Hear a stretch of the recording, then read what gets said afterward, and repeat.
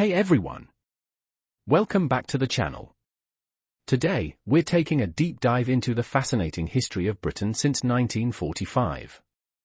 From the birth of the welfare state and post-war migration, to the cultural revolution of the swinging 60s, the economic challenges of the 70s, the Thatcher era, all the way to the conflicts of the 21st century and Brexit. We have a lot of ground to cover, so let's get right into the history. The welfare state. Although the UK had won the war, the country was exhausted economically and the people wanted change. During the war, there had been significant reforms to the education system and people now looked for wider social reforms. In 1945 the British people elected a Labour government. The new Prime Minister was Clement Attlee, who promised to introduce the welfare state outlined in the Beveridge Report. In 1948, Aneurin Nye Bevan, the Minister for Health, led the establishment of the National Health Service, NHS, which guaranteed a minimum standard of health care for all, free at the point of use. A national system of benefits was also introduced to provide social security, so that the population would be protected from the cradle to the grave. The government took into public ownership, nationalised, the railways, coal mines and gas, water and electricity supplies. Another aspect of change was self-government for former colonies. In 1947, independence was granted to 9 countries, including India, Pakistan and Ceylon, now Sri Lanka. Other colonies in Africa, the Caribbean and the Pacific achieved independence over the next 20 years. The UK developed its own atomic bomb and joined the new North Atlantic Treaty Organization, NATO, an alliance of nations set up to resist the perceived threat of invasion by the Soviet Union and its allies. Britain had a conservative government from 1951 to 1964. The 1950s were a period of economic recovery after the war and increasing prosperity for working people. The Prime Minister of the day, Harold Macmillan, was famous for his Wind of Change speech about decolonisation and independence for the countries of the Empire. Migration in post-war Britain. Rebuilding Britain after the Second World War was a huge task. There were labour shortages, and the British government encouraged workers from Ireland and other parts of Europe to come to the UK and help with the reconstruction. In 1948, people from the West Indies were also invited to come and work. During the 1950s, there was still a shortage of labour in the UK. Further immigration was therefore encouraged for economic reasons, and many industries advertised for workers from overseas. For example, centres were set up in the West Indies to recruit people to drive buses. Textile and engineering firms from the north of England and the Midlands sent agents to India and Pakistan to find workers.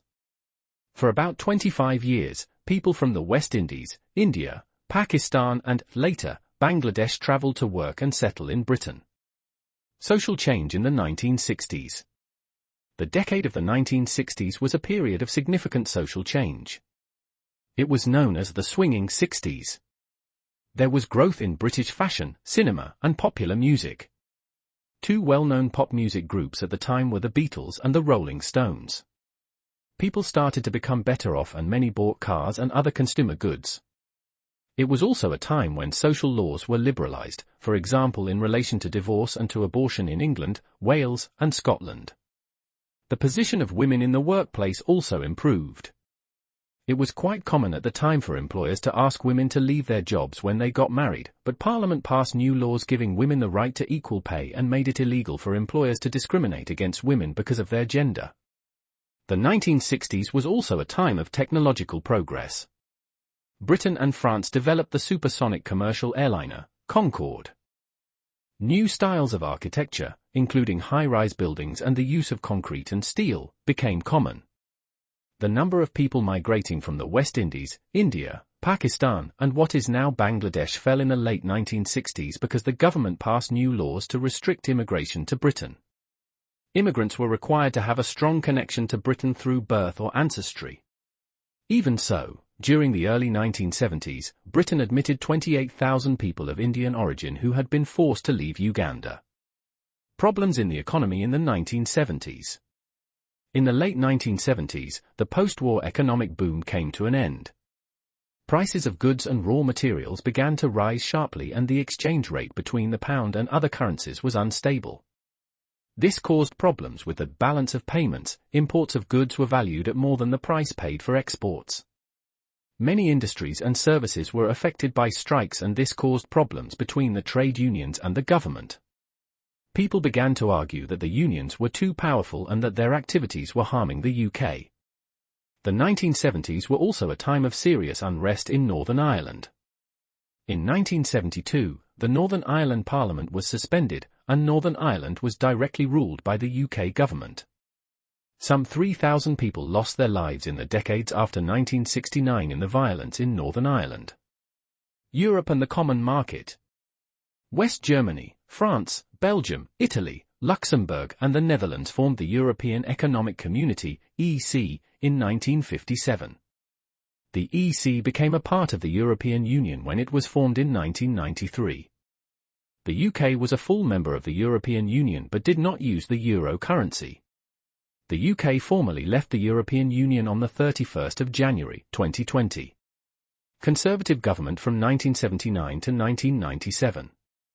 Margaret Thatcher, Britain's first woman Prime Minister, led the Conservative government from 1979 to 1990. The government made structural changes to the economy through the privatisation of nationalised industries and imposed legal controls on trade union powers. Deregulation saw a great increase in the role of the City of London as an international centre for investments, insurance and other financial services. Traditional industries, such as shipbuilding and coal mining, declined. In 1982, Argentina invaded the Falkland Islands, a British overseas territory in the South Atlantic. A naval task force was sent from the UK and military action led to the recovery of the islands. John Major was Prime Minister after Mrs. Thatcher and helped establish the Northern Ireland peace process. Labour government from 1997 to 2010. In 1997 the Labour Party led by Tony Blair was elected. The Blair government introduced a Scottish Parliament and a Welsh Assembly. The Scottish Parliament has substantial powers to legislate. The Welsh Assembly was given fewer legislative powers but considerable control over public services. In Northern Ireland, the Blair government was able to build on the peace process, resulting in the Good Friday Agreement signed in 1998. The Northern Ireland Assembly was elected in 1999 but suspended in 2002. It was not reinstated until 2007. Most paramilitary groups in Northern Ireland have decommissioned their arms and are inactive. Gordon Brown took over as Prime Minister in 2007. Conflicts in Afghanistan and Iraq. Throughout the 1990s, Britain played a leading role in coalition forces involved in the liberation of Kuwait, following the Iraqi invasion in 1990, and the conflict in the former Republic of Yugoslavia. Since 2000, British armed forces have been engaged in the global fight against international terrorism and against the proliferation of weapons of mass destruction, including operations in Afghanistan and Iraq. British combat troops left Iraq in 2009. The UK now operates in Afghanistan as part of the United Nations, UN-mandated 50-nation International Security Assistance Force, ISAF, coalition and at the invitation of the Afghan government. ISAF is working to ensure that Afghan territory can never again be used as a safe haven for international terrorism, where groups such as Al-Qaeda could plan attacks on the international community. As part of this, ISAF is building up the Afghan National Security Forces and is helping to create a secure environment in which governance and development can be extended.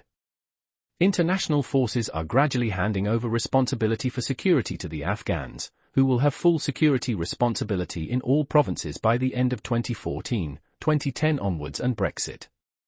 In May 2010, and for the first time in the UK since February 1974, no political party won an overall majority in the general election. The Conservative and Liberal Democrat parties formed a coalition and the leader of the Conservative Party, David Cameron, became Prime Minister. The Conservative Party won a majority at the general election of the 7th of May 2015 and David Cameron remained Prime Minister. The Conservative government called a referendum on the UK's membership of the European Union. This was held on the 23rd of June 2016. The UK voted by a margin of 51.9% to 48.1% to leave the European Union. David Cameron was succeeded as Prime Minister after the referendum by Theresa May on the 13th of July 2016. She in turn was succeeded by Boris Johnson on the 24th of July, 2019. The UK formally left the European Union on the 31st of January, 2020. And that brings us to the present day. The history of post-war Britain is a complex, ever-evolving story of recovery, reform, and redefining its place in the world. Which part of this history did you find the most interesting? Let me know in the comments below. If you found this video helpful and informative, please make sure to hit that like button, share it with others, and subscribe to the channel for more educational history content. Thank you so much for watching, and I'll see you in the next video.